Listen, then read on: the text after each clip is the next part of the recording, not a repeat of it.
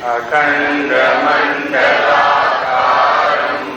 व्याप्तं येन चराचरं तत्पदं दर्शितं येन तस्मै श्रीगुरवे नमः। अज्ञानतिमिरान्धस्य ज्ञानाञ्जनशलाकया चक्षुरुन्मीलितं येन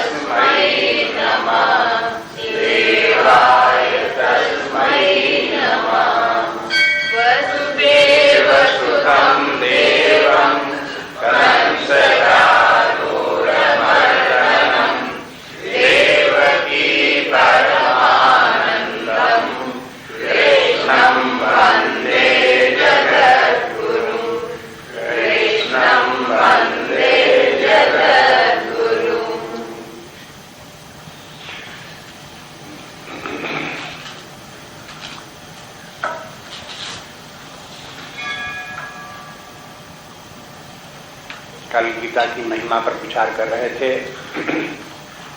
गीता का अध्ययन करते समय सदा उसका ध्यान रखें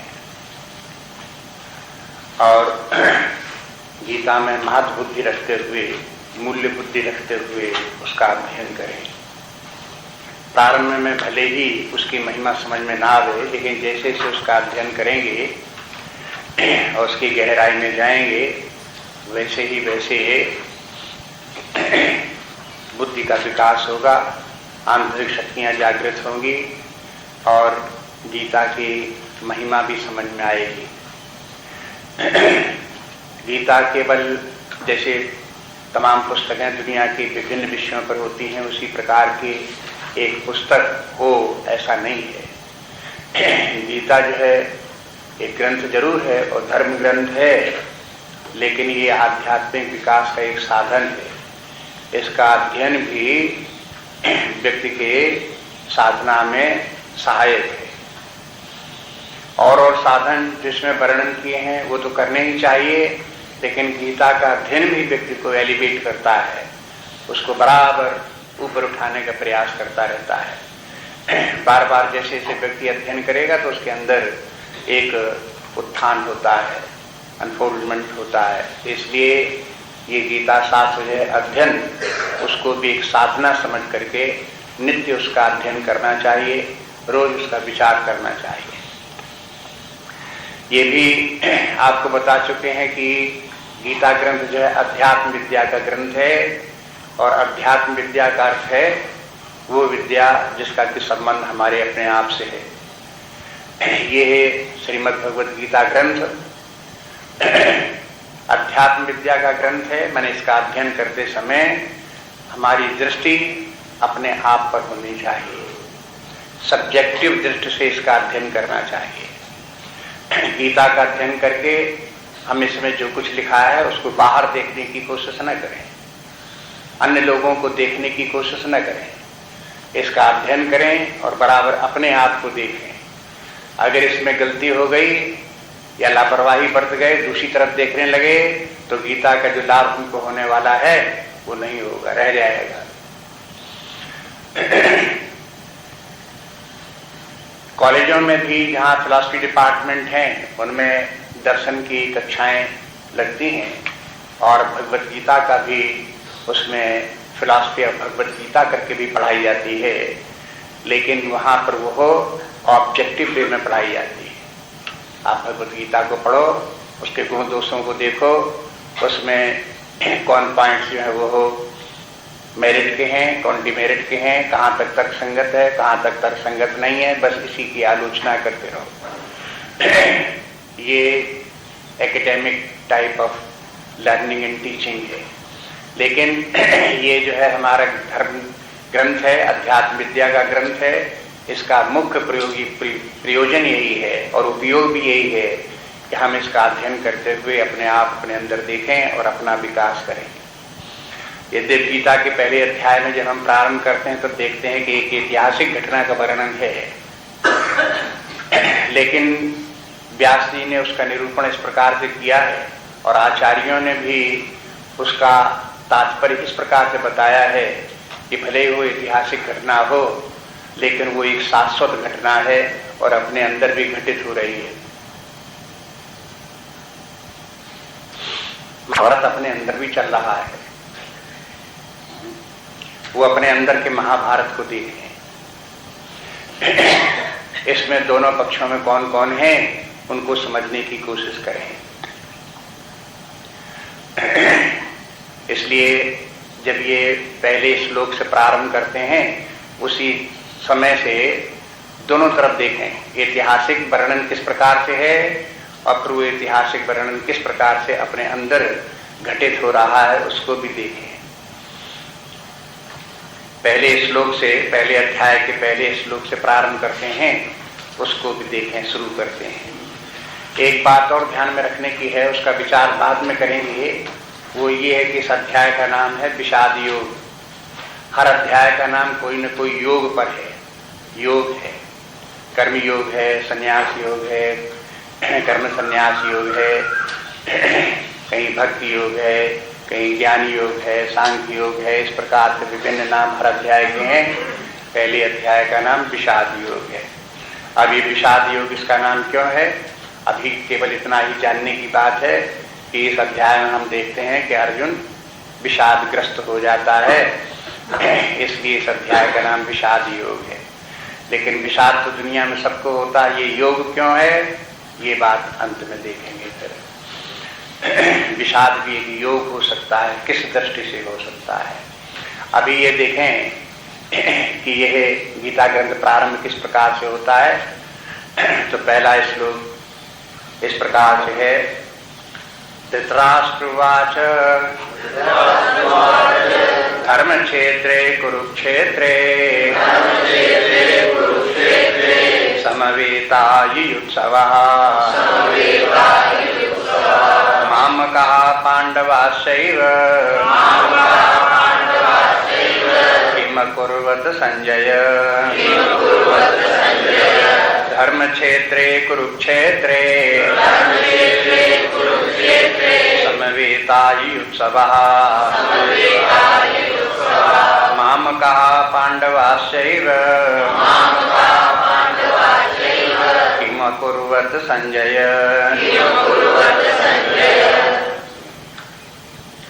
इस श्लोक का शाब्दिक अर्थ तो इस प्रकार से हो गया कि धृतराष्ट्र ने संजय से पूछा कि हे संजय, इस श्लोक में सबसे अंतिम शब्द है संजय, मैंने संजय को संबोधन करके कि हे संजय, धर्म क्षेत्र कुरुक्षेत्र में समवेता मन इकट्ठे हुए, युद्ध मन युद्ध के लिए इकट्ठे हुए, युद्ध की इच्छा से, मामका पांडवा शैव, मेरे पुत्र पांडु के पुत्र जो इकट्ठे हुए हैं, किम अकुर्वत, उन्होंने क्या किया। ये तो शाब्दिक अर्थ हो गया। इसमें मुख्य बात आप देखेंगे कि गीता भर में ये है धृतराष्ट्र का बोला हुआ एक ही वाक्य है, बस इसके बाद धृतराष्ट्र का नाम कहीं नहीं आता। इसके बाद संजय बोलते रहते हैं और संजय ने सब जितना भी गीता है वो धृतराष्ट्र को सब सुना दिया है। संजय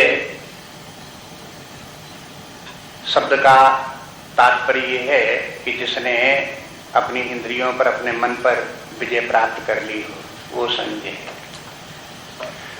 धृतराष्ट्र के लिए प्रायः ये कहा जाता है कि धृतराष्ट्र वो है जिसके कि दिखाई न देता हो, न बाहर दिखाई दे न भीतर दिखाई दे।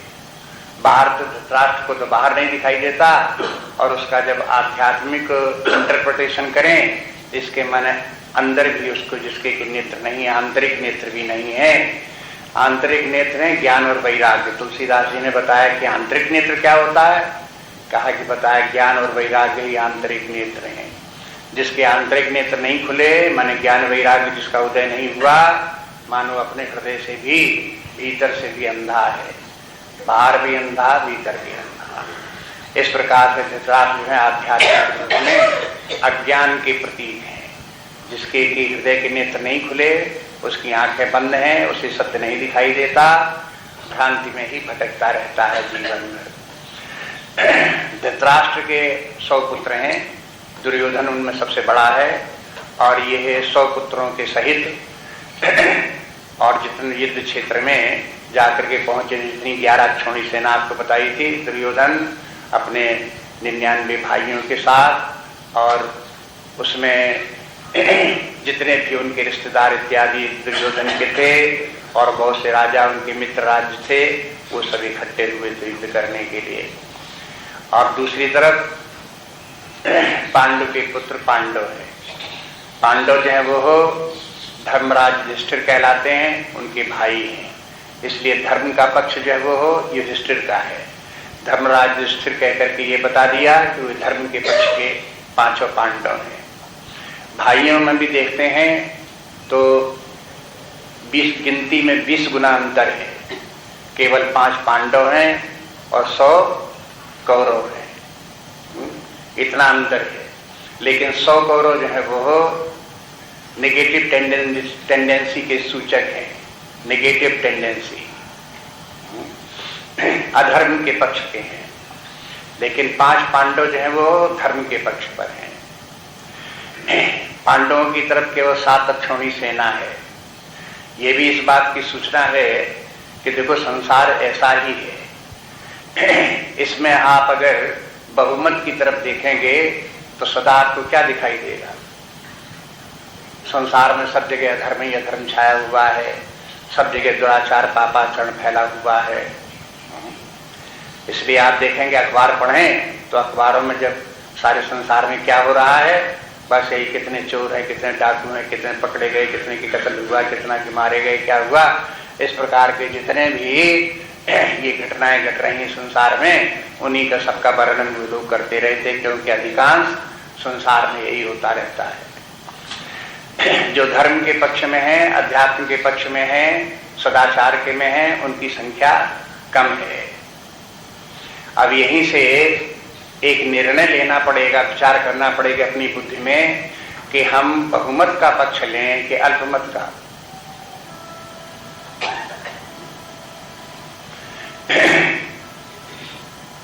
जब विचार करते हैं तो लोग बाग बड़ा आग्रह करते हैं, अरे बहुमत तो माना ही जाएगा, बहुमत तो माना ही जाएगा।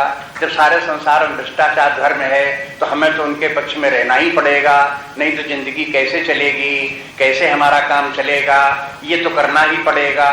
चाहे जितना कहो कि भाई इस स्थिति में तुम रहोगे तो तुम्हारा भी वही दशा होगी जो अन्य की होती है, अब जो होना होगा सो होता देखा जाएगा, लगे अभी तो हमें ऐसे ही करना पड़ेगा, अन्यथा हमारे पास कोई मार्ग ही नहीं।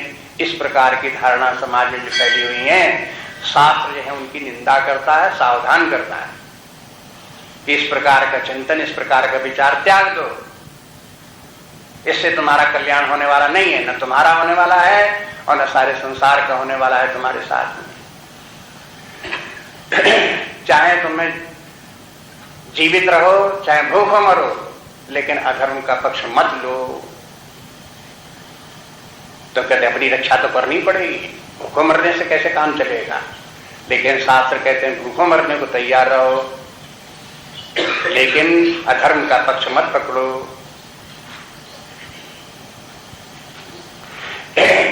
ये आपको ये देखना पड़ेगा कि धर्म के पक्ष में थोड़े ही लोग होते हुए भी अनुकरणीय हैं, उनका साथ दो, उनका समर्थन करो, उनकी प्रशंसा करो। जो व्यक्ति अधर्म की प्रशंसा करने वाले हैं या अधर्म से प्राप्त करने वाले जो संपत्ति वैभव प्राप्त करने वाले हैं, उनकी यदि वो प्रशंसा करते हैं तो दोनों का विनाश है। जिसकी प्रशंसा करते हैं उसका भी विनाश है और जो प्रशंसा करता है उसका भी विनाश है। विनाश के अर्थ में है कि जो प्रशंसा करता है वो भी उसी चक्कर में फंस जाएगा जिसकी की प्रशंसा कर रहा है। शीघ्र ही उसकी बुद्धि उसी प्रकार की हो जाएगी, उसी पक्ष में पहुंच जाएगा। और जो उनकी प्रशंसा, जिनकी की प्रशंसा की जा रही है, अगर समाज उनकी प्रशंसा करता जो प्रशंसा करने योग्य नहीं है तो वे तो और उनकी छाती फूल जाएगी और खुलेआम जो है फिर उस प्रकार के अधर्म के मार्ग पर चलेंगे और कहेंगे जिसको जो कुछ करना हो कर लो, मेरे पक्ष में तो बहुमत है और मैं तो अधर्म के मार्ग पर ही चलूंगा, जैसे दुर्योधन है। वो ये भी नहीं कहेगा कि अधर्म का पक्ष है, गलती का रास्ता है, हम चुपके से करें, छिप करके करें, कोई जाने न पावे, ऐसा भी नहीं करेगा, खुल करके करेगा। एक अभी अखबार में पढ़ करके आश्चर्य हुआ। आप जानते हो कि एक चर्चा चल रही है प्रधानमंत्री के, उसके मुकदमा चल रहा है बूटा सिंह उनके साथ में। अब प्रधानमंत्री ने, उन्होंने तो कुछ ना कहा हो, लेकिन बूटा सिंह क्या कहते हैं? कहते हैं मैंने जो किया बिल्कुल ठीक किया, ये तो राजनीति का एक अंग है और घूस देना तो हम लोगों का काम ही है, और अगर इस प्रकार की स्थिति प्राप्त होगी तो मैं फिर दूंगा। बताओ अब आप क्या करोगे उनसे? आप चाहे जितना उनको थूको, चाहे जितना उनका निंदा करो, तो जिसको भी निंदा करोगे उसकी तो नाक और पड़ेगी, तो समझेगी कि मेरे समान कौन है।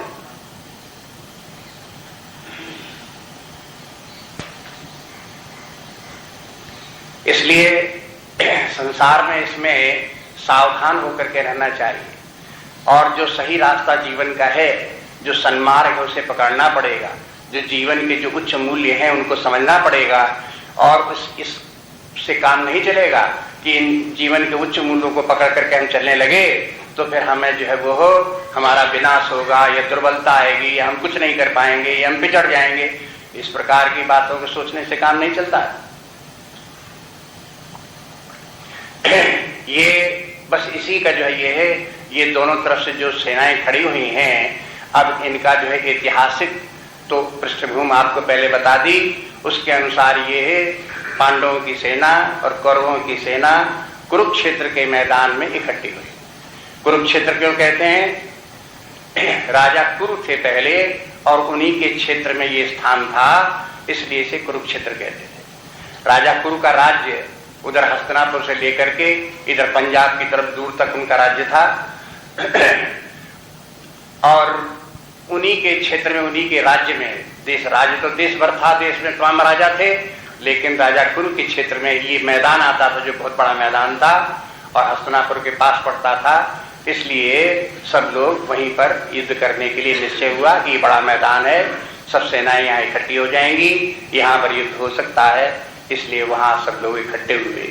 लेकिन वो मैदान तो बहुत बड़ा जरूर था, लेकिन एक बात और भी थी कि वहां प्राचीन काल में जो लोग तपस्या करना चाहते थे, भगवान का ध्यान भजन पूजन आध्यात्मिक साधना करना चाहते थे, वे लोग भी अपना गृहस्थ जीवन पूरा करके वहां चले जाते थे।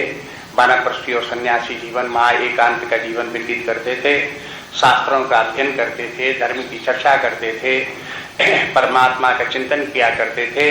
इस प्रकार का भी वो क्षेत्र था और वहां उनकी तपस्या का प्रभाव ये था कि वहां कहीं भी अधर्म का प्रवेश नहीं था। उसके आसपास, जिसे कि कुरुक्षेत्र कहते हैं, वो धर्म क्षेत्र कहलाता था उन लोगों के कारण से, और वहां पे रहने वाले सभी लोगों की धर्म बुद्धि ही थी। उनका प्रभाव था कि उतने जितने की महात्मा लोग वहां वास करते थे, उनकी मानसिक चिंतन विचार और उनके विचारों का प्रवाह, इतनी सशक्त चिंतन उनका था कि उसके कारण जनसाधारण भी आसपास जो वास करने वाले थे, वे भी उनके मन में भी धर्म बुद्धि ही थी, अधर्म के प्रति उनकी रुचि नहीं थी। इसलिए उस क्षेत्र का नाम ही दोनों कारणों से, एक तो वहां के तपस्वी लोगों की साधना के कारण से और दूसरे वहां के रहने वाले अन्य लोगों के मन में भी किसी प्रकार की अधर्म की प्रवृत्ति न होने के कारण वो स्थान धर्म क्षेत्र कहलाता था। वहां पर ये दोनों लोग इकट्ठे हुए। अब परिणाम क्या होगा? अब मैदान तो वही था, युद्ध तो वही होना था, लेकिन अब दुर्योधन पहुंच गया वहां पर और अपनी सेना लेकर के पहुंच गया। तो अगर धर्म क्षेत्र का कुछ प्रभाव है तो क्या प्रभाव होगा कि यहां पर भी अधर्म का ही विनाश होना है और धर्म की जय होनी है। यही सूचना यहां से भी मिली और अंत में यही अंतिम 18वें अध्याय का जो अंतिम श्लोक है उसमें भी यही सूचना है, कि धर्म की ही विजय होती है। धर्म की विजय किस अर्थ में होती है, वो बात जो है वो दूसरे प्रकार से है। कोई समझे कि हमने तो अधर्म की विजय देखी है, अधर्म की विजय तत्काल दिखाई देती है। मान लो दो व्यक्तियों में मुकदमा भी चला, एक बेईमान है और दूसरा जो है ईमानदार है, और बेईमान मुकदमा में जीत गया। अपने उसके कारण से नहीं जीत गया कि वो सही रास्ते पर था बेईमान, और बेईमानी का रास्ता भी पकड़ा मुकदमे में और मुकदमे में भी जीत गया। तो आप तत्काल तो आप कहेंगे कि देखो बेईमान लोगों की विजय होती है। आजकल जो जिनका कि न्याय का रास्ता मार्ग है उनकी विजय नहीं होती है, लेकिन धर्म की दृष्टि यहीं तक नहीं है। बस बात ये है। उसके बाद आप देखेंगे जिसकी अधर्म से विजय हुई है उसका जल्दी या कुछ देर में उसका विनाश होगा। किस प्रकार का विनाश होगा? उसका आंतरिक विनाश होगा, उसके व्यक्तित्व का विखंडन होगा, भीतर से टूट जाएगा, उसकी बुद्धि नष्ट भ्रष्ट हो जाएगी। जो जीवन का उत्तम लक्ष्य जीवन का है उसकी तरफ उसका न ध्यान जाएगा, न वो प्राप्त कर पाएगा। अपना सारा जीवन व्यर्थ में नष्ट करके चला जाएगा। धर्म की दृष्टि उधर है, लेकिन जब तक कि इतनी गहन दृष्टि व्यक्ति को नहीं आती तब तक वो ऊपर ऊपर देखता रहता है और उसी के आधार पर निर्णय लेता रहता है। यह व्यक्ति की दुर्बलता है। इसके धर्म ग्रंथों का ये उद्देश्य है, आचार्यों का भी ये बार बार कहना है कि अपनी आंखें खोलो, समझो। केवल ऊपरी ऊपरी दृष्टि से देख लेना पर्याप्त नहीं है। Shallow thinking is not sufficient. आपने देख लिया कि तत्काल कहीं कोई व्यक्ति एक जीत गया अधर्म का मार्ग पकड़ करके, तो आप हाय हाय करने लगे कि धर्म की विजय होती है, धर्म की विजय होती है, हमने तो देख लिया, हमने तो देख लिया। इन बातों से काम नहीं चलता। और अब भी अगर आंखें खोल करके देखें आसपास, तो ये दिखाई देगा कि जिन जिन लोगों ने अधर्म का मार्ग पकड़ा है, चाहे भ्रष्टाचारी दुराचारी कुछ भी रहे हों, तो आप देखेंगे कि स्वयं उनका व्यक्तित्व का विनाश हुआ है, स्वयं उनकी बुद्धि नष्ट भ्रष्ट हो गई है, शरीर से मन बुद्धि से नाना प्रकार के रोगों से ग्रस्त हो गए हैं, कोई कोई पागल तक हो जाते हैं। कुछ उनके परिवार के ऊपर भी उनका उसका प्रभाव पड़ता है, जो लोग उसमें सहायता उनकी करते रहे। उनकी पत्नियों भी कुमार्गी हो जाती हैं, पुत्र भी कुमार्गी हो जाते हैं, और वो जो इस प्रकार का भ्रष्टाचार का पैसा लेकर के लोग बाग आते घर में आता है, उसको ले लेकर के उनके पुत्र भी भ्रष्ट हो जाते हैं, दुराचरण इत्यादि में प्रवृत्त हो जाते हैं, कोई कोई पागल हो जाते हैं। ये सब की सब स्थितियां इसी कारण होती हैं। आप ये कहो कि सब बाई चांस होता है, ऐसे नहीं होता। बाई चांस कुछ नहीं। अवैज्ञानिक लोगों की दृष्टि बाई चांस है। अवैज्ञानिक जिनकी की बुद्धि कार्य कारण नियम को नहीं समझती, वही बाई चांस समझते रहते हैं। अन्यथा सबके साथ में कार्य कारण संबंध जुड़ा हुआ है। ये अध्यात्म विद्या पूरी कार्य कारण संबंध को विचार रखती है। जैसे वैज्ञानिक लोग प्रकृति में अनुसंधान करते हुए ये निश्चय करके चलते हैं, नहीं तो कोई अनुसंधान हो ही नहीं सकता। यदि कार्य कारण संबंध न हो तो अनुसंधान क्या बात का। इसी तरह से अध्यात्म विद्या में अगर कोई उपलब्धियां हैं, खोज की गई है, तो कार्य कारण नियम को ही देख करके की गई है।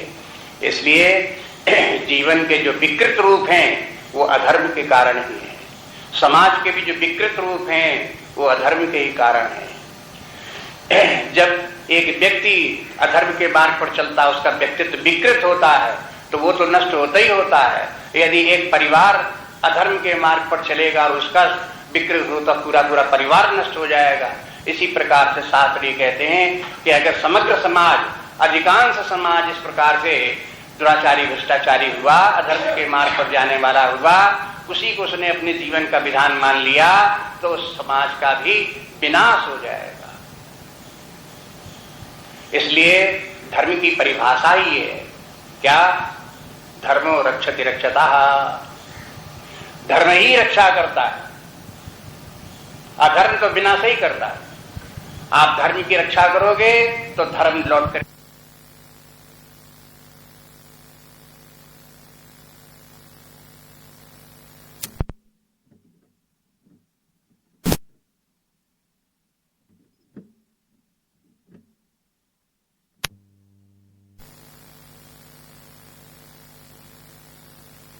इस बात को लेकर के ये ग्रंथ प्रारंभ होता। पहले शब्द जो इसका देखते हैं कि धर्म क्षेत्र, माने इसी बात की सूचना भी मानो इस प्रकार की है कि जो कुछ अब हम आगे विचार करने जा रहे हैं वो धर्म की बात करने जा रहे हैं। और भले ही ऐतिहासिक दृष्टि कुरुक्षेत्र का मैदान धर्म क्षेत्र हो, लेकिन अपने आध्यात्मिक दृष्टि से अपने भीतर जो अंतः क्षेत्र है, अपने सूक्ष्म शरीर मन बुद्धि इत्यादि जहां है, ये अपना धर्म क्षेत्र है। और इस धर्म क्षेत्र में कुरुक्षेत्र भी चल रहा है। दोनों बातें, कुरुक्षेत्र के माने दो तरफ की सेनाएं, एक आसुरी और दैवी संपत्ति, दोनों प्रकार की प्रवृत्तियां हमारे अंदर विद्यमान हैं और उन दोनों में संघर्ष चल रहा है। ये तो हो गया कुरुक्षेत्र, युद्ध दोनों में, कुरुक्षेत्र का युद्ध। और दूसरा ये हो गया धर्म क्षेत्र है कि इस स्थान में रह करके जो धर्म का पक्ष लेगा उसके जीवन का तो उत्थान हो जाएगा। उसे तो धर्म का मार्ग पकड़ने के कारण से परमात्मा की भी सहायता प्राप्त होगी, उसे धर्म फल प्राप्त होगा और विजय प्राप्त होगी। लेकिन जिसने कि अपने अंदर चल रहे हुए इस द्वंद्व के बीच में अधर्म का जिसने की पक्ष लिया, वो अपने आप को विनाश कर लेगा। इसलिए अपने अंदर देखते रहें धर्म क्या है, अधर्म क्या है, दैवी संपत्ति क्या है, आसुरी संपत्ति क्या है। ये पांडव लोग दैवी संपत्ति के प्रतीक हैं और ये कौरव लोग दुर्योधन आदि ये सब आसुरी संपत्ति के प्रतीक हैं। इस प्रकार के अनेक युद्धों का वर्णन, ये तो एक शाश्वत सत्य है कि अपने अंदर युद्ध चलता रहता है, इसलिए सभी, जैसे गीता में इसका वर्णन है, ऐसे ही वर्णन रामचरितमानस में भी राम रावण का युद्ध होता है, वो भी इसी प्रकार का युद्ध है। और भी जगह जैसे देवी भागवत इत्यादि में वो निशाचरों के साथ में शुंभ निशुंभ इत्यादि से युद्ध होता है। ये सब के सब जो है ये निशाचर, दैवी संपत्ति, आसुरी संपत्ति, इनका सबका वर्णन सब जगह है इस प्रकार। इसलिए इस बात को देखें कि अब अपने अंदर ये धर्म क्षेत्र भी है और ये कुरुक्षेत्र भी है, इसमें संवेदना इकट्ठे हुए। अब देखो थोड़ी सी बात धृतराष्ट्र के मनोविज्ञान की देखो। धृतराष्ट्र जैसा है उसी प्रकार से उसकी वाणी भी वैसी होती है, जिसकी बुद्धि की जैसी भावनाएं होती हैं, शब्द भी उसी प्रकार के निकलते हैं। धृतराष्ट्र ये कहता है कि मामका पांडवा शैव। अब देखो उसकी भेद बुद्धि को देखो। मामका मेरे पुत्रों ने और पांडु के पुत्रों ने क्या किया। पांडु के पुत्र पराये हैं और मामका ये दुर्योधन इत्यादि अपने। मेरे पुत्रों ने और पांडु पुत्रों ने क्या किया। ये नहीं कहा कि मेरे वंश में जो इस प्रकार का विरोध पैदा हो गया है उसका परिणाम क्या हुआ। वो अपने वंश में पांडवों को नहीं मानता। बुद्धि की संकीर्णता देखो, जितना अज्ञान व्यक्ति का बढ़ेगा उतनी बुद्धि की संकीर्णता बढ़ती जाएगी। वो केवल अपने आप अपने शरीर में सीमित रहेगा, अपने परिवार में सीमित रहेगा, अपने पुत्रों में सीमित रहेगा और उसे दुनिया से कोई मतलब नहीं। वो सब पराये हैं। इसलिए कहता माम का पांडवाश्चैव, मेरे और पांडव के पुत्रों ने किम अकुर्वत संजय, इन लोगों ने क्या किया। इसमें क्या किया, क्या किया, युद्ध किया और क्या किया। लेकिन उसको क्या किए कि माने ये भी उसका प्रश्न है कि ऐसा तो नहीं है कि वो धर्म क्षेत्र था वहां पहुंच करके इनके, तो जानता था कि युधिष्ठिर की बुद्धि में तो धर्म बुद्धि आने वाली नहीं है। हो सकती है पांडवों की बुद्धि में धर्म बुद्धि आ गई हो और उन लोगों ने इनको दुर्योधन को क्षमा कर दिया हो और कह दिया हो घटाओ जाने दो, हम युद्ध नहीं करते, तुम ही राज्य ले जाओ।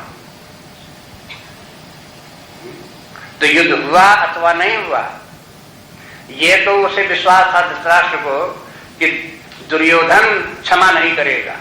ये नहीं कहेगा कि अच्छा आप तुम आई हो युद्ध करने के लिए, तो देख लिया युद्ध करने को तैयार हो तो चलो आधा राज्य तुम्हें दिए देते हैं अथवा पूरा राज्य तुम्हें दिए देते हैं। ये दुर्योधन तो नहीं कह सकता। लेकिन हो सकता है कि पांडव लोग धर्म के पक्ष वाले हैं, ज्यादा धर्मात्मा हैं, हो सकते हैं वो धर्म के प्रभाव में आकर के दुर्योधन से कहते हैं कि तुम ही राज्य ले जाओ। एक उसके प्रश्न के पीछे एक भावना ये भी विद्यमान है। अब इस श्लोक के बाद धृतराष्ट्र का कोई उत्तर नहीं मिलता। उसके बाद फिर संजय जो है वो, माने धृतराष्ट्र का कोई जो है वो हो और न प्रश्न है, न कहना है, न सुनना है। अब धृतराष्ट्र केवल सुनते ही सुनते रहते हैं। अब संजय जो है वो हो, आगे की घटना, सब युद्ध की घटना किस प्रकार से प्रारंभ होती है और फिर उसमें गीता भगवान कैसे सुनाते हैं वो सब संजय धृतराष्ट्र को बताते हैं। उसके बाद भी बताते रहते हैं संजय कि फिर कौन कौन किसका किसका युद्ध हुआ और कौन कौन महारथी मारे गए, किनकी किस दिन पराजय हुई और फिर किसका क्या हुआ। ये सब संजय जो है उनको धृतराष्ट्र को बताते रहते हैं। और थोड़ा सा आप ये भी देखोगे कि संजय की धर्म बुद्धि है और संजय ये प्रयास करता है धृतराष्ट्र को वर्णन जो कुछ करते इस प्रकार से करते हैं जिससे कि धृतराष्ट्र भी कुछ मोटिवेटेड हो और धर्म का पक्ष उसकी बुद्धि में आ जाए।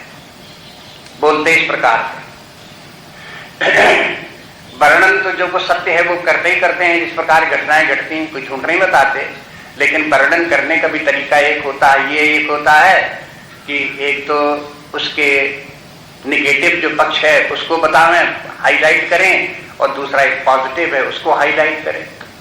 ये जो बोलने वाले के मन में आ ही जाता है।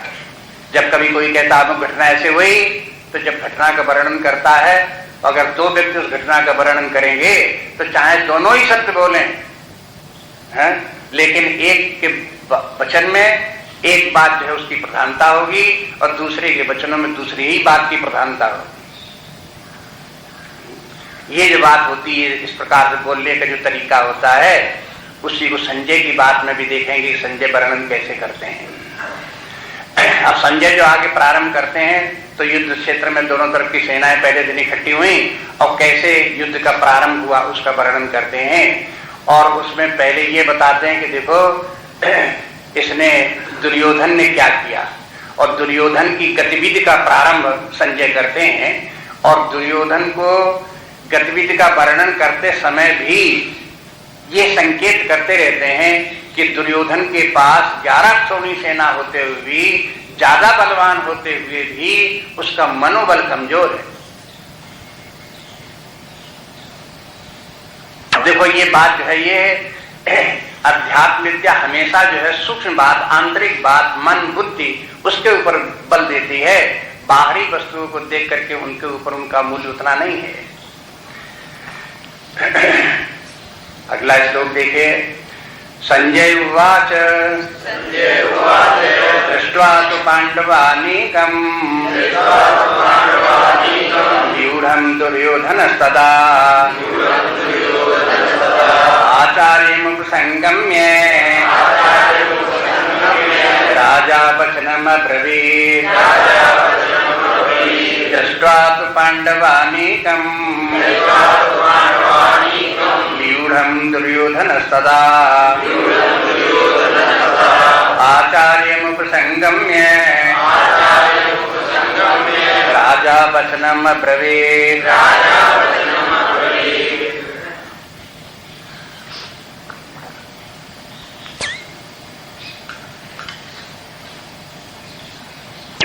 दृष्ट्वा तो पांडव, संजय ने यहां से शुरू किया कि मानो दोनों तरफ की सेना युद्ध क्षेत्र में खड़ी थी। उस समय दृष्ट्वा तो पांडवा अनीकम अनीकवन सेना, पांडवों की सेना को देख करके और व्यूढ़ाकार सेना खड़ी हुई थी, इसको देख करके सदा उस समय दुर्योधन ने क्या किया, आचार्य उपसंगम में द्रोणाचार्य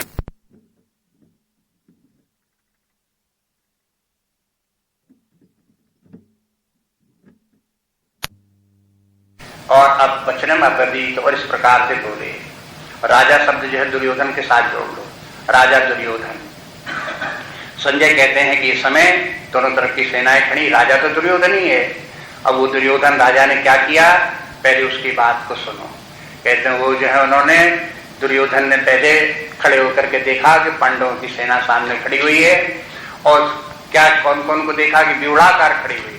उस समय जब युद्ध हुआ करता था, मैदान में जब युद्ध होते थे तो सेनाओं के एक खड़े करने का एक तरीका होता था, उसे व्यूह कहते थे। एक नाम आपने सुना है चक्रव्यूह, ये बहुत प्रसिद्ध व्यूह है।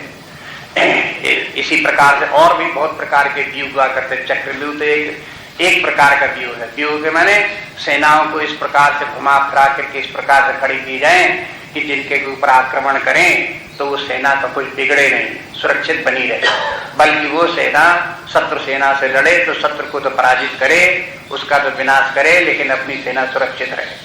तो ये एक उस समय की युद्ध कौशल जो हुआ करता था, साइंस ऑफ वार, वो जो उन लोगों ने डेवलप की थी, उसी के अनुसार अस्त्र शस्त्र भी उनके थे और व्यूहाकार सेना भी खड़ी करते थे, और फिर युद्ध के कुछ नियम भी थे, उनका भी संकेत मिलता है। यहाँ से देखेंगे तत्काल उस समय जो युद्ध हुआ करते थे मैदान में, वो किस प्रकार के युद्ध होते थे। तो इसमें जो है वो दुर्योधन ने देखा कि सामने जो है पांडवों की सेना खड़ी हुई है और वो व्यूहाकार खड़ी हुई है, व्यूह बना करके खड़ी की गई है, और उसमें बहुत से महारथी भी हैं, बड़े बड़े बलवान लोग। महारथी के माने जो कि एक ही व्यक्ति, रथी और महारथी करके उनके पोस्ट थी, माने उनकी बल की सीमा थी कि जो 100 लोगों से एक साथ युद्ध कर ले रथी, और जो 1000 व्यक्ति उसके सामने युद्ध आ जाए उनके साथ अकेला युद्ध कर सके, अपने आप को डिफेंड कर ले, ऐसा महारथी। तो जो बहुत कुशल होते थे युद्ध करने में, ऐसे महारथी हुआ करते थे। तो दुर्योधन ने ऐसे महारथियों को भी देखा जो सामने युद्ध में खड़े हुए हैं, और वो हमको उन लोगों से, इन महारथियों से भी युद्ध करना पड़ेगा।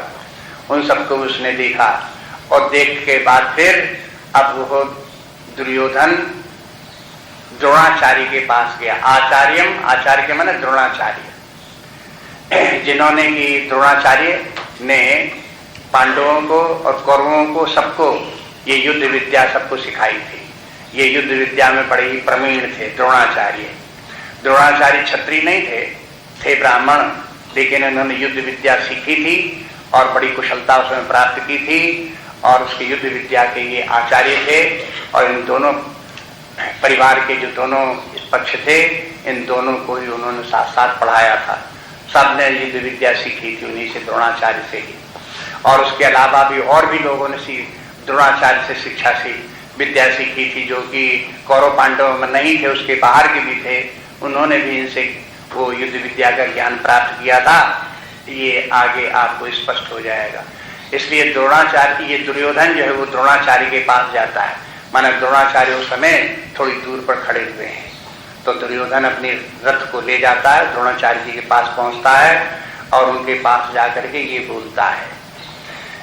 तो अब इसमें यहीं से संजय इस बात की सूचना देते हैं कि देखो दुर्योधन शांत नहीं रह सका। वो इस बात की प्रतीक्षा नहीं कर सका कि भाई अब पांडव लोग जब युद्ध करेंगे, आक्रमण करेंगे, शंखध्वनि होगी, तब युद्ध प्रारंभ होगा। लेकिन जैसे ही पांडवों की सेना देखी तो उसके मन में एक भय उत्पन्न हुआ। हम तो समझते थे कि पांडवों के पक्ष में युद्ध करने के लिए कोई नहीं आएगा क्योंकि उनके पास राज्य ही नहीं है,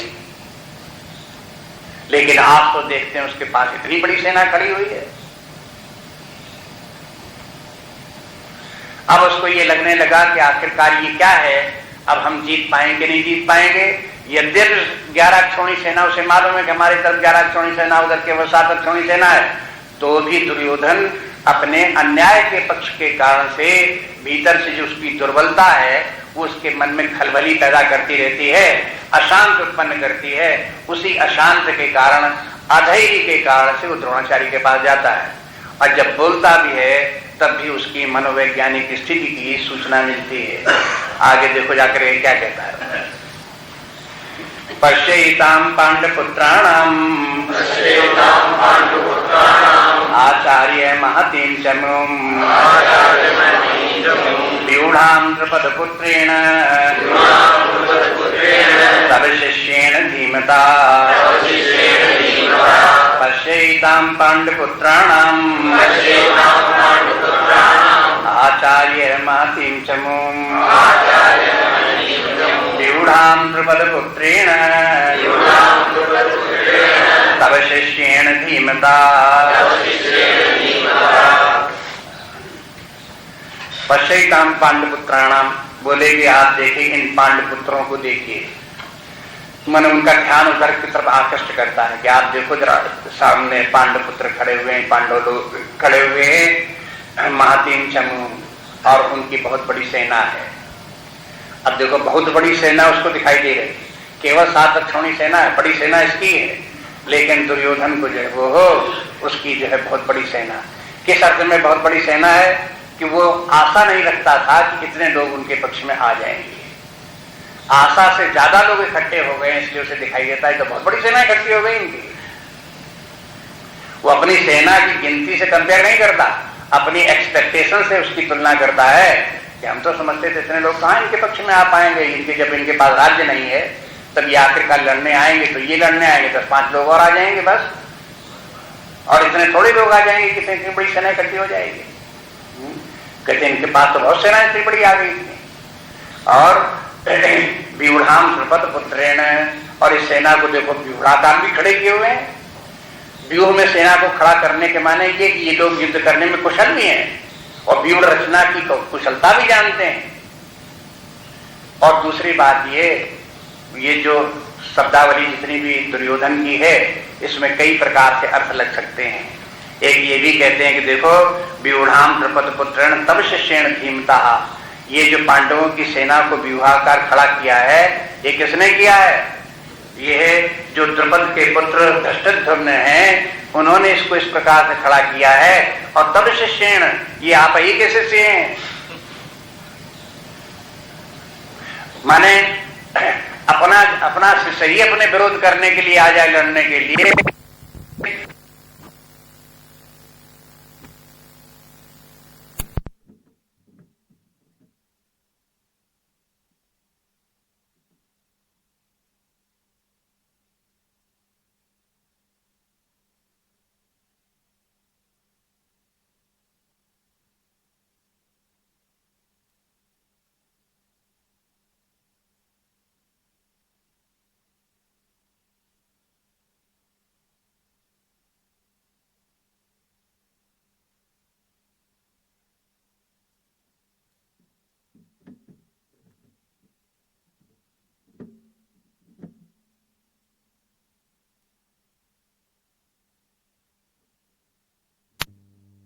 उनको एक्सप्लॉइट करना चाहता है, थोड़ा उसके बीच उनके मन के भीतर जो है द्रोणाचार्य के मन में रोष पैदा करना चाहता है कि आपको तो इनको इसे अपने शिष्य तुम्हारे सामने खड़ा तुमसे लड़ने का आ गया, देखो कैसी बात है ये।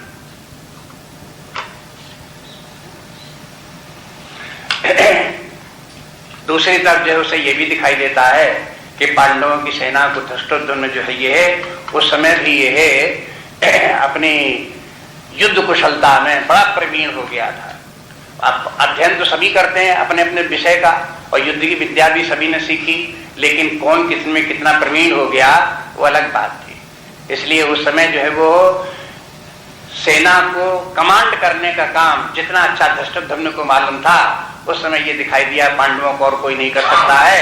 इसलिए उसमें कुशल होने के कारण पांडवों ने धृष्टद्युम्न को ही उसका कमांडर इन चीफ बना दिया और कहा कि तुम ही सेना खड़ी करो, जिस भी उड़ाकार में खड़ी करने उस प्रकार करो, और तुम ही युद्ध करने में तुम ही प्रधान रहोगे। इस प्रकार से उन्होंने पांडवों ने धृष्टद्युम्न को आगे कर दिया था। यह राजा द्रुपद के पुत्र हैं। द्रुपद भी युद्ध में आए थे युद्ध करने के लिए, और द्रुपद का ही की पुत्री द्रौपदी है। द्रुपद का ही पुत्र द्रौपदी या धृष्टद्युम्न है। आगे देखेंगे कि राजा द्रुपद भी आए हैं, उनका पुत्र भी आया है, और पुत्र जो है वो अब इसमें कमांडर जो बनाए गए द्रुपद नहीं बनाए गए, कमांडर बनाया गया द्रुपद का पुत्र, क्योंकि उसने उस प्रकार व्यूहाकार सेना खड़ी करने की कुशलता प्राप्त की थी विशेष रूप से। उसी के उसको समझ करके कि इसकी योग्यता इस प्रकार की है, इसीलिए इसको इस समय कमांडर बनाना चाहिए, यही ठीक व्यक्ति है, ऐसे करके उसके सामने खड़ा था। अब उसके बाद में आगे जो है ये है दुर्योधन, पांडु के पक्ष में जितने लोग आए हैं उनके सबके नाम गिनाते हैं।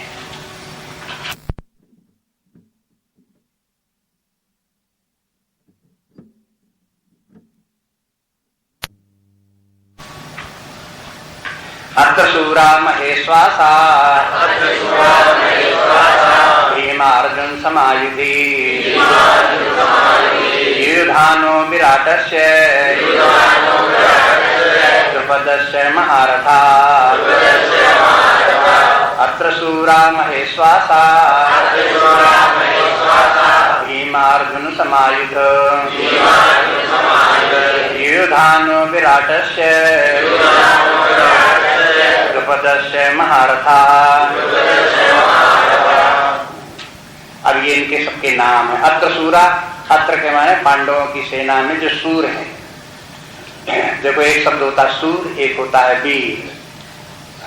सूरवीर प्राय दोनों बोले जाते हैं, बड़ा सूरवीर है। सूर के माने है जो युद्ध में बड़ा कुशल हो, और वीर के माने है जो मैदान छोड़ करके भागे नहीं। दोनों बातें होनी चाहिए। युद्ध में सफलता प्राप्त करने के लिए एक तो वीर भी हो, मैदान छोड़ करके भागे नहीं, और दूसरी बात युद्ध करने में कुशलता भी होना चाहिए। तो इसलिए ये शूर लोग सब इकट्ठे हुए, बड़े बड़े कुशल हैं ये सब युद्ध करने में। इनमें एक महेश्वासा करके, महेश्वासा ये कौन है? ये भी एक राजा है, मत्स्य देश का राजा है। और महेश्वासा, महेश महा, ईश्वासा के माने है बहुत बड़े धनुष वाला, माने इसका धनुष बहुत बड़ा धनुष था, बड़ा शक्तिशाली धनुष था। इसके बाण भी बड़े भयंकर बाण निकलते थे, जिसके लग जाए बचता नहीं था, मरने से केवल घायल नहीं होता था बल्कि जान से चला जाता था। ऐसा धनुषधारी कर धनुष चलाने वाला मत्स्य देश का राजा जो वो वहां उपस्थित है। दूसरा भीम अर्जुन समायुधा, और भी जितने भी राजा सब ये सब जो है भीम और अर्जुन के समान युद्ध करने वाले हैं। भीम पांडवों में से एक हैं, अर्जुन भी पांडवों में से एक हैं, इनके भी नाम गिना दिए। और इन्हीं के समान और बहुत से शक्तिशाली योद्धा लोग इनके पक्ष में आए हुए हैं। अब इसके बाद ये युधान जो है वो जो है चेद, एक उस समय छोटे छोटे बहुत से राज्य के अलग अलग नाम थे, जैसे एक मत्स्य राज था, एक पांचाल राज था, एक चेद राज्य था। तो चेद वंश के और उसके राज्य का युधान वहां का राजा था, वो भी आया हुआ था। और विराट राजा जो थे वो भी आए थे। विराट राज्य था, वहां के राजा विराट। ये वही विराट राजा है जहां पर कि जब ये वनवास कर रहे थे पांडव लोग ने, तो अंतिम में अज्ञातवास 1 वर्ष रहना था। तो इन्हीं विराट के यहाँ ये अज्ञातवास का 1 साल इन्होंने पांडवों ने जहाँ काटा था, वो राजा विराट जो वो भी यहाँ पर युद्ध करने के लिए आए। द्रुपदस्य महारथा, और द्रुपदस्य जो द्रुपद के पुत्र जो हैं वो भी सब यहाँ पर युद्ध करने के लिए आए हैं। और महारथा फिर बोले कि देखो ये सब महारथी हैं। महारथी अब उनमें सब में सबसे ज्यादा शक्तिशाली, सबसे ज्यादा हाईएस्ट पोस्ट शक्ति के अनुसार उसके कमांडर इन चीफ के रूप में नहीं, जो युद्ध करने में ज्यादा प्रवीण हैं, उनकी कुशलता ज्यादा है, वे सबसे ज्यादा कुशल लोग महारथी हैं। इसलिए ये बोले कि तो सब महारथी हैं, साधारण युद्ध करने वाले व्यक्ति नहीं है, साधारण सैनिक नहीं है ये सब के सब युद्ध करने के लिए आए। आगे और भी नाम थे। धृष्टकेतुश्चेकितानः काशीराजस्य वीर्यवान् पुरजित कुंती भोजस्य शैवस्य नरपुंगवः। धृष्टकेतुश्चेकितानः काशीराजस्य वीर्यवान् पुरजित कुंती भोजस्य शैव्यस्य नरपुंगवः। उसके साथ फिर एक धृष्टकेतु जो है वो भी है, ये कुंती का भाई है, कुंती माता थी, उनका भाई जो था वो धृष्टकेतु था, वो भी युद्ध करने के लिए आया था। चेकितान ये पृष्ठमन से एक राज्य था, उसमें चेकितान नाम का एक राजा था, वो भी युद्ध करने के लिए आया था। और काशी राजस्य वीर्यवान, और काशी के राजा भी युद्ध करने के लिए आए थे, वो भी इनकी तरफ से युद्ध कर रहे थे, पांडवों की तरफ से, वो भी उपस्थित थे। और पुरजित कुंती भोजस्य, और उसके बाद पुरजित नाम का एक था वो, और कुंती भोज एक उनका कुंती भोज, इस प्रकार के नाम सब राजाओं के हैं, ये सब आए हुए थे। और शैव्यस्य नरपुंगवः, और शैव एक राजा का नाम था शैव, वो भी आए थे। ये सब नरपुंगव हैं। नरपुंगव मनुष्यों में बड़े श्रेष्ठ और बड़े शक्तिशाली योद्धा हैं, ये सब आए हैं। ये शैव जो थे शिवी नाम के जाति थी, उनका वंश था, उनका राज्य था। शिवी शैव जो है उसके राजा थे, और ये है इनके युधिष्ठिर के ये ससुर थे। देखो एक बात तो ये कि 5 पांडव थे, 5 पांडवों की एक पत्नी, और उसके अलावा 5 पांडवों की एक एक पत्नी अपनी अलग अलग। इसलिए इनका जो है ये है, जो ये थे युधिष्ठिर, इनकी जो पत्नी थी उसके जो पिता थे वो शैवी थे, वो इसलिए उनका कहते हैं शैव्यस्य नरपुंगवः। तो उस समय महाभारत काल में किस प्रकार की सामाजिक प्रथाएं थी, वो प्रथाएं बदलती रहती हैं, समय समय पर बदलती रहती हैं, एक सी नहीं रहती हैं। इसलिए उस समय की सामाजिक प्रथा किस प्रकार की थी, परिवार किस प्रकार के थे, उनकी शादी विवाह किस प्रकार के हुआ करते थे, उनके संबंध लोगों के किस प्रकार के हुआ करते थे, ये सब भी मालूम होते हैं। और प्राचीन ग्रंथ पढ़ो तो उस समय के और भी प्राचीन समाज के भी चित्रण मिलता है। उपनिषदों को पढ़ो तो उस समय के समाज का चित्रण प्राप्त होता है, सामाजिक दशा किस प्रकार की थी। अब इसके आगे देखिए, ये सब लोग थे इनकी तरफ पांडवों के लोग। और युधामन्युस्य विक्रांत उत्तमौजास्य वीर्यवान् सौभद्रो द्रौपदेयास्य सर्वैव महारथा। युधामन्युस्य विक्रांत उत्तमौजास्य वीर्यवान् सौभद्रो द्रौपदेयास्य सर्वैव महारथा। अब और नाम से बता दें, युधामन्यु ये भी विक्रांत है। युधामन्यु विक्रांत में बड़ा वीर है, बड़ा साहसी है ये। और उत्तमौजा से वीरवान, और उत्तमौजा भी है, वो भी बड़ा वीरवान है, बड़ा शक्तिशाली है। एक का नाम उत्तमौजा है, एक युधामन्यु है। और सौभद्रो, सुभद्रा के पुत्र सौभद्र, और द्रौपदी के पुत्र जो है वो द्रौपदी है। ये सब इस प्रकार के उनके पुत्रों के नाम अलग अलग न बता करके इकट्ठे उनके नाम बता दिए। इस प्रकार से सर्वैव महारथा, और ये सभी महारथी इनके सबके नाम बता दिए। इस प्रकार से ये युद्ध क्षेत्र में ये सब लोग आए हुए हैं, पांडवों की तरफ से युद्ध कर रहे हैं। ये तो वर्णन हो गया पांडवों की सेना का, जो दुर्योधन ने वर्णन किया। अब आप देखेंगे पांडवों की सेना की तरफ के महारथियों के कितने नाम गिना दिए दुर्योधन ने, बहुत से गिना दिए। लेकिन ये कहता है कि अपनी सेना में भी बहुत से वीर हैं। लेकिन जब अपनी तरफ की सेना के वीरों का वर्णन करता है तब देखो उसकी शैली कैसी है। अस्माकं तु विशिष्टा ये तान्य बोध दुर्योत्तम नायिका मम सैन्यस्य संज्ञार्थं तान् ब्रवीमिते। अस्माकं तु विशिष्टा ये तान्य बोध दुर्योत्तम नायिका मम सैन्यस्य संज्ञार्थं तान् ब्रवीमिते। अस्माकं माने हम लोगों की सेना में जो लोग आए हुए हैं, विशिष्टा मुख्य मुख्य कौन से उनका आपको बताते हैं। तान् निबोध दुर्योत्तम, आप उनको भी जान लीजिए। हे दुर्योत्तम, हम उनका वर्णन करते हैं, आप उनको भी जान दो। देखो यहाँ पर युद्ध के क्षेत्र में द्रोणाचार्य को दुर्योत्तम बोलना एक प्रकार से उनका अपमान है। जब समझेंगे, ध्यान देंगे तब पता लगेगा।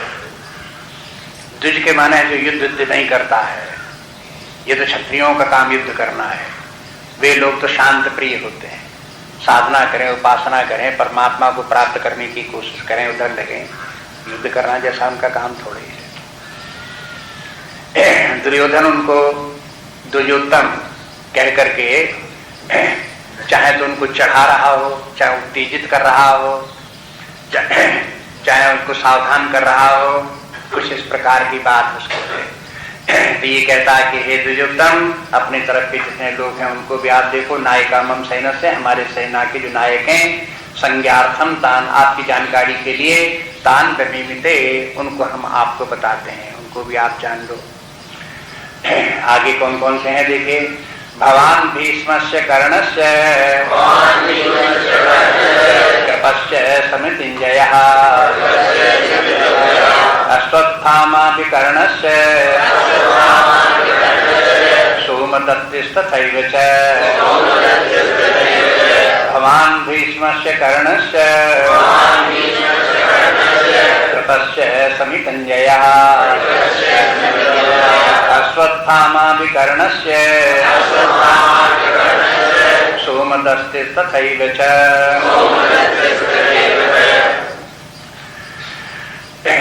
भवान सबसे पहले अपनी सेना में कौन है? भवान, आप ही हो।